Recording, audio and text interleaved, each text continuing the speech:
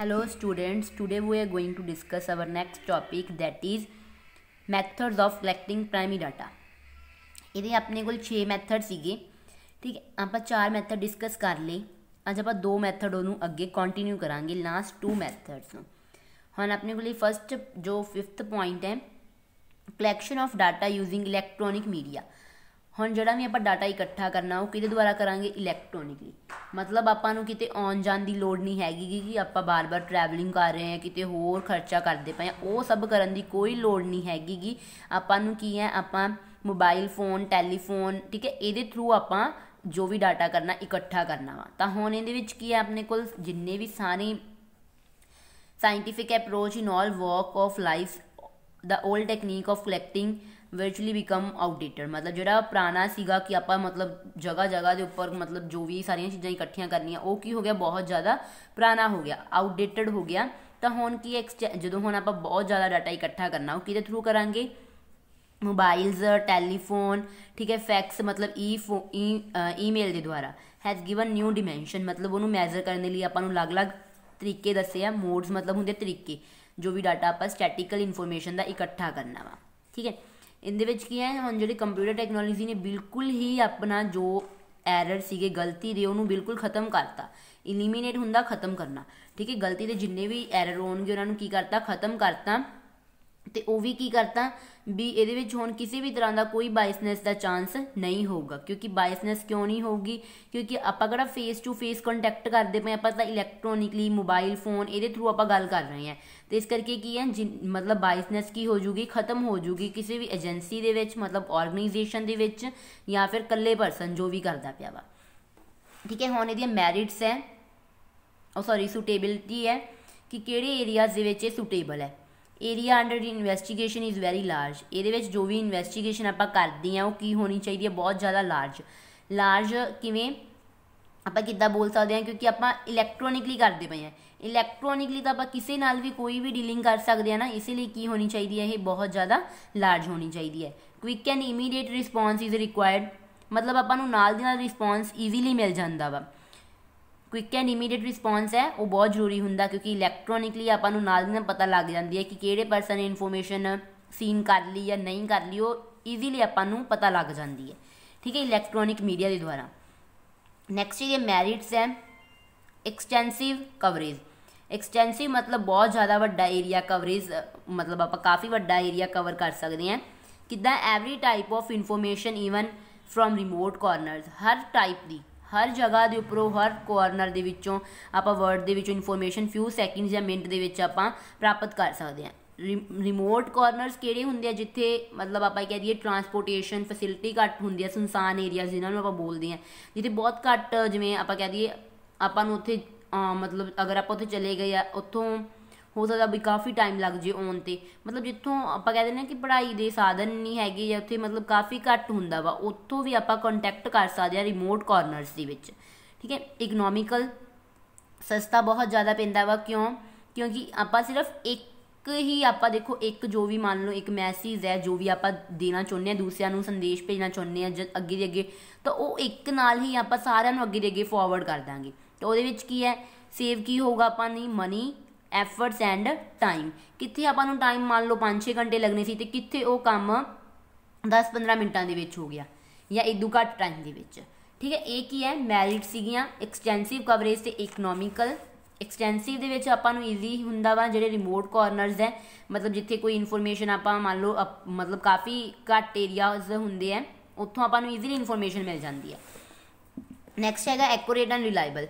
भरोसेयोग भी ज़्यादा होंगी है। इलैक्ट्रोनिकली आप गल करते हैं the collected facts are authentic and to the point. जो भी अपनी गल करनी होंगी है वो मतलब बिल्कुल सही होंगी है, रिलायबल होंगी, आप विश्वास कर सकते हैं, तो टू द पॉइंट ही गल करते, क्योंकि क्यों इलैक्ट्रोनिकली की हेल्प ना। नैक्सट अनबायस्ड, भेदभाव तो फ्री होंगी है, किसी तरह का कोई भेदभाव नहीं होंगे, क्योंकि किसी को नहीं पता कि किहड़ा परसन आपां नूं मेल भेजदा पिया वा या मैसेज भेजदा पिया, किसी को कुछ नहीं पता। ठीक है, देयर इज़ नो स्कोप, कोई ये चांस नहीं हैगा कुछ भी कादा बायसनैस या फिर डिस्क्रिमीनेशन का, मतलब भेदभाव ये बिल्कुल ही नहीं होंदा। नो आउटसाइड इंटरफेरेंस, मतलब बाहरले परसन की कोई इंटरफेरेंस कोई दखलअंदाजी नहीं होगी।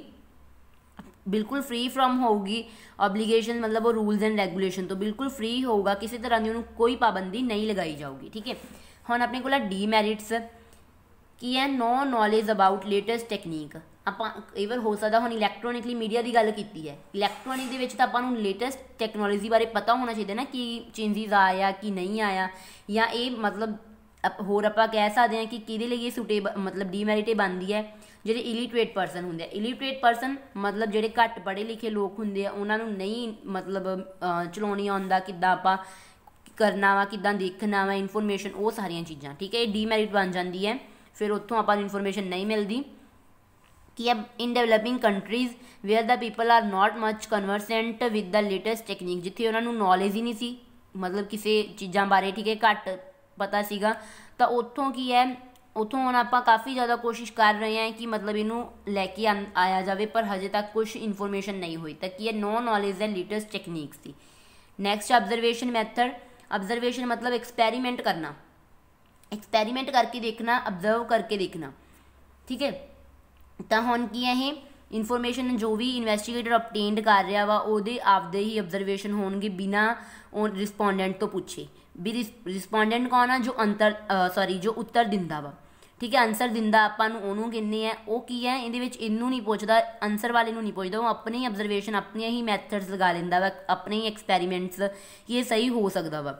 ठीक है, the record the behaviour as it occur of an event in which he is interested, जिस तरीके नाल भी वो इंटरस्टेड होगा। हुण कई बार की हुंदा वा, sometimes electronically and mechanical devices are use to record the desired data, जो भी आपां नूं चाहीदा हुंदा उहदे करके आपां यूज़ करते हैं इलैक्ट्रॉनिकली ते मैकेनिकल डिवाइसिस। हुण इहदी सुटेबिलिटी की है, behaviour of respondent is to be study without asking question.